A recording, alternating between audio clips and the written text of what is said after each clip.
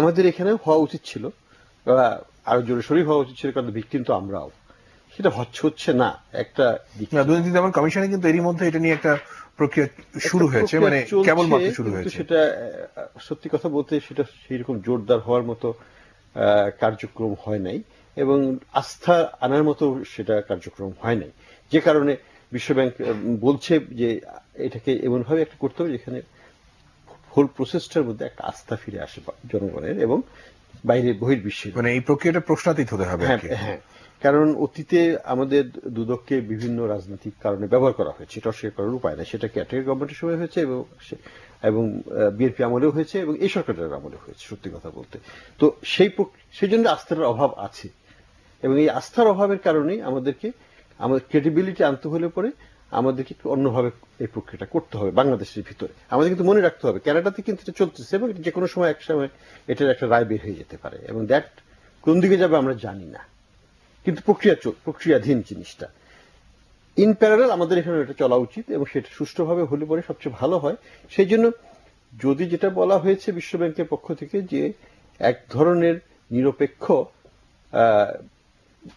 তদন্তকারী যারা দুদকের সাথে থেকে দুদকের কার্যক্রমকে পর্যবেক্ষণ করবে এবং প্রশ্নবিদ্ধ হলে পরে সেটাকে দূরীভূত করার চেষ্টা করবে, সেটা কিন্তু একদিক থেকে জিনিসটা স্বচ্ছতার দিকে নিয়ে যেতে পারে আমি মনে করি। এবং এটা যদি আমাদের যদি সদিচ্ছা থাকে রাজনৈতিকভাবে, এটা করা সম্ভব। এবং যেটা সরকার ইঙ্গিত দিচ্ছে যে এখন সরকার এই বিষয়ে একটা বিষয় কিন্তু সেটা হচ্ছে যে দেখেন আপনি যে জিনিসটা নিয়ে বিতর্ক হচ্ছে দুই পক্ষের মধ্যে, সেটা হচ্ছে যে কি অভিযোগটা ছিল বিশ্বব্যাংকের যার ভিত্তিতে বাংলাদেশ ব্যবস্থা নিতে পারেনি বলে তারা এরকমের একটি কঠিন সিদ্ধান্ত, ঋণ চুক্তি বাতিলের মতো সিদ্ধান্ত নিতে বাধ্য হয়েছে। একই কোশ্চেন বিশ্বব্যাংকের হেডকোয়ার্টারে গিয়ে, ওয়াশিংটনে গিয়ে যখন আমাদের বাংলাদেশের ওদের ডিরেক্টর অ্যালেন গোলেস্টিনকে জিজ্ঞাসা করা হলো যে আপনারা সুস্পষ্ট অভিযোগগুলো কি, তারাও কিন্তু সে স্পষ্ট করে আমাদের কাছে ব্যাখ্যা করেনি। একইভাবে তারা বলছে যে বাংলাদেশ সরকারের কাছে তারা চিঠি দিয়ে পরপর কয়েকবার তারা এই বিষয়গুলো জানিয়েছে। তো এমন কি অভিযোগ হতে পারে যে এই অভিযোগটি সরাসরি বিশ্বব্যাংক বলতে পারছে না বা বলছে না, মানে সেটা কিছু কোড অফ কন্ডাক্ট আছে। কোড অফ কন্ডাক্ট হচ্ছে যে বিশ্বব্যাংক এই ধরনের অভিযোগ যদি কোনো থাকে, ঋণের ক্ষেত্রে অনেক সময় অনেক রকমের সমস্যা উদ্ভব হয়, তারা কিন্তু সেটা নিয়ে কোনোদিন কোনো ক্ষেত্রে বিশ্বব্যাংক এটা নিয়ে প্রেস বা পাবলিক রিলেশনে যায় না। তারা সেটা সরকারকে, সরকার হচ্ছে তাদের member, it's a family member, right, সরকারকে তারা সেটা জানায়। এবং সেই জন্যই তারা বারে বারে বলছে আমাদের যেটুকু আমরা জানি, বিশ্বব্যাংকের পক্ষ থেকে বলা হচ্ছে যে যেটুকু তারা জানে সেটুকু তারা সরকারের কাছে লিখিতভাবে তারা পেশ করে দিয়েছে। এখন তারা এটাও বলেছে, আমি যেটুকু শুনেছি, যে সরকার ইচ্ছে করে এটা রিলিজ করে দিতে পারে, কিন্তু বিশ্বব্যাংকের কিন্তু রিলিজ করার আইনগত অধিকার, কিছু বাধ্যবাধকতা আছে। তারা একটা কোড অফ কন্ডাক্ট, মানে এটা অধিকার হয়তো আছে তাদের, তারা ইন্টারন্যাশনাল ব্যাংকিং রুলস এর কথা বলেছে। কোড অফ কন্ডাক্ট আছে। কোড অফ কন্ডাক্ট হচ্ছে একটা মেম্বার রাষ্ট্রের বিরুদ্ধে তারা এইভাবে সরাসরি কোনো ঘাত প্রতিঘাতমূলক ব্যবস্থা নিতে তারা রাজি না, এবং সেটা যাওয়া উচিত না। কারণ মেম্বার রাষ্ট্রের সাথে একটা চিরন্তন একটা সম্পর্ক থাকবে। সরকার আসবে, সরকার যাবে, বিশ্বব্যাংকের প্রধান আসবে, বিশ্বব্যাংকের প্রধান যাবে, কিন্তু সম্পর্ক বাংলাদেশ এবং বিশ্বব্যাংকের মধ্যে। আপনি তো খেয়াল করলেন যে মাননীয় প্রধানমন্ত্রী যে আজকে ইন্টারভিউ দিলেন বিবিসিতে, সেই ইন্টারভিউতে কিন্তু বলেছেন যে বাংলাদেশের বিরুদ্ধে সুস্পষ্ট কোনো অভিযোগ দিতে পারেনি ওয়ার্ল্ড ব্যাংক, এবং একই সাথে তিনি এও বলেছেন যে ওয়ার্ল্ড ব্যাংকের যে ডিসিশনটা নেওয়া হয়েছে সেটা অনেক ক্ষেত্রে বাংলাদেশের ভাবমূর্তি ক্ষুণ্ণ করেছে, ওয়ার্ল্ড ওয়াইড আমাদের ইমেজ ক্ষুণ্ণ করেছে। এই যে আন্তর্জাতিক অঙ্গনে বাংলাদেশের এই ইস্যুটা কিভাবে প্রভাব ফেলতে পারে, আর আমরা কি আসলেই মানে ইমেজের দিক থেকে ক্ষতিগ্রস্ত হয়েছি অনেকাংশে? আমি ব্যক্তিগতভাবে মনে করি যে হ্যাঁ, আমাদের ইমেজটা অবশ্যই ক্ষতিগ্রস্ত হয়েছে আন্তর্জাতিকভাবে, কারণ এটা একটা বৃহত্তম প্রজেক্ট আন্তর্জাতিকভাবে, বিশ্বব্যাংকের জন্য একটা অন্যতম বৃহত্তম প্রজেক্ট, যদি সর্ববৃহৎ নাও হয়। একটি প্রজেক্টে এত টাকা এই প্রথম বাংলাদেশে দিয়েছিল। বাংলাদেশের জন্য এটা বৃহত্তম বটে, বিশ্বব্যাংকের জন্য একটা অন্যতম বৃহত্তম প্রজেক্ট।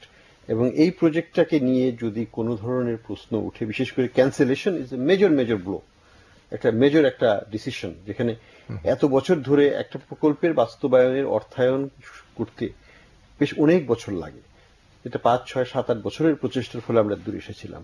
সেই জিনিসটাকে হঠাৎ করে ক্যান্সেল করে দেওয়া, এটা একটা কঠিন সিদ্ধান্ত। তো এই সিদ্ধান্ত বিশ্বব্যাংক কেন নিল সেটা আমরা শুধু ওইটুকুই যখনই বুঝতে পারবো যদি আমরা ওই চিঠিগুলো জানতে পারতাম।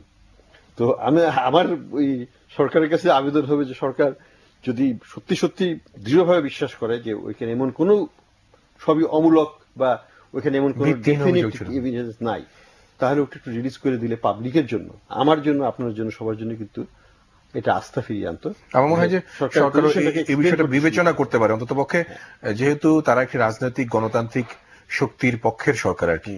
তো সেই হেতু মনে হয় জনগণের কাছে জবাবদিহিতার ব্যাপারটাও রয়েছে। এবং আজকে কিন্তু বিভিন্ন টেলিভিশন অলরেডি চলে এসছে যে সরকার বলেছে যে তাদের যে তথ্য অধিকার আইন, সেই অধিকার আইনের আওতায় কিন্তু তারা বলছে যে এই ধরনের প্রমাণপত্রগুলো দেখাতে পারছে না। কিন্তু আমরা জানি যে তথ্য অধিকার আইনের মধ্যে কিন্তু জনগণের জানার অধিকারটা সুস্পষ্টভাবে ব্যাখ্যা করা হয়েছিল।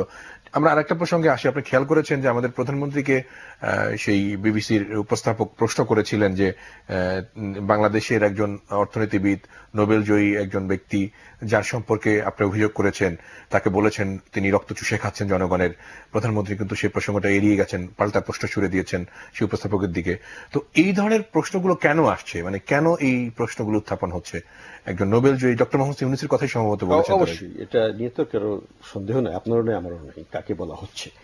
এইখানে আমরা সবাই জানি এর আগে কি হয়েছে এবং সেটারই ফলশ্রুতিতে আন্তর্জাতিকভাবে এই জিনিসটা চলে আসছে। আমি একটা ছোট্ট ঘটনা বলি, সেটা হলো যে আমার ছেলে নিউ ইয়র্কে গেছিল, ট্যাক্সিতে উঠে যাচ্ছে, তো ট্যাক্সিওয়ালা বাংলাদেশি না, সে মনে হয় মিডল ইস্টের বা কোথাকার। সে প্রথমে জিজ্ঞেস কোথা থেকে আসছে, বলে বাংলাদেশ। দেন কিছুক্ষণ চুপ করে থেকে বলে, why are you treating professor Yunus like that, asking citizen of Bangladesh that question. এই যে একটা ইমেজ, মানে ডক্টর মোহাম্মদ ইউনূসের ইমেজটা ওয়ার্ল্ড ওয়াইড বলছেন। He represents not only Bangladesh, he represents the poor people of the world. এমন একটা ইমেজ হয়ে গেছে, যেটাকে আমাদের একটা অ্যাসেট হিসেবে আমাদের গণ্য করা উচিত ছিল, যেটা দুর্ভাগ্যক্রমে হয় নাই। এবং এই অ্যাসেটটাকে আমরা মাটিতে নামিয়ে আমরা কি অর্জন করছি আমি জানি না। তো আমার যেটা মনে হয় যে সরকারের, আমাদের জাতিগতভাবে যদি আমরা এই জিনিসটাকে রাজনীতি থেকে দূরে রাখতে পারতাম, এটা আমাদের বাংলাদেশের জন্য ভালো হতো। উনাকে আমরা ব্যবহার করতে পারতাম আমাদের দেশীয় স্বার্থে বিদেশের কাছে। মানে প্রধানমন্ত্রী যে অভিযোগটা এনেছেন, যে বলেছেন যে ডক্টর মোহাম্মদ ইউনূসই প্রভাব খাটিয়েছেন এই ধরনের ঋণ চুক্তি বাতিলের ক্ষেত্রে বা অন্য ক্ষেত্রে, সেটা আসলে কি বলবেন আপনি? এটা তো হতে পারে না। এটা মানে এটা যদি হয় সেটা হবে একটা চূড়ান্ত